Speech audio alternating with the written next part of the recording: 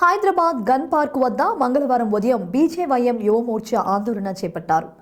ఎన్నికల్లో కాంగ్రెస్ ఇచ్చిన హామీ మేరకు వెంటనే జాబ్ క్యాలెండర్ విడుదల చేయాలని డిమాండ్ చేశారు. CM Revanth Reddy down down అంటూ నినాదాలు చేశారు.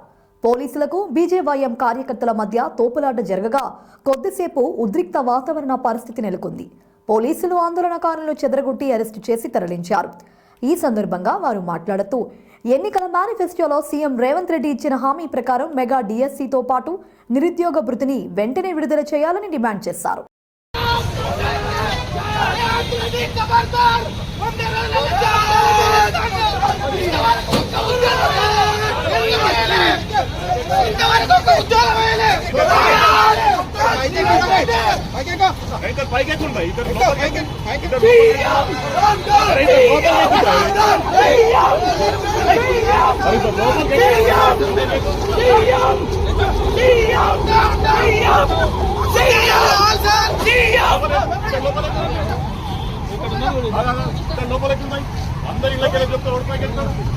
ప్రభుత్వం వచ్చిన తర్వాత 100 రోజుల్లో నిరుద్యోగులకి 4016 నిరుద్యోగ వృత్తి ఇస్తా ఉన్నారు.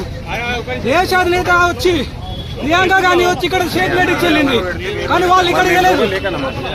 కాబట్టి కాంగ్రెస్ గవర్నమెంట్ హెచ్చరిక చేస్తున్నాం, నిరుద్యోగులకు వెంటనే నిరుద్యోగ వృత్తి ఇవ్వాలి, జాబ్ క్యాలెండర్ ఇవ్వాలి. ఉద్యోగ అవకాశాలు కల్పించకపోతే బీజేవైఎం తరఫున ఇదే హెచ్చరిక జారీ చేస్తున్నాం. ఈసారి అరెస్టులు ఉండవు, డైరెక్ట్ గా అసెంబ్లీ ముట్టడం జరుగుతుందని కూడా హెచ్చరిస్తాను.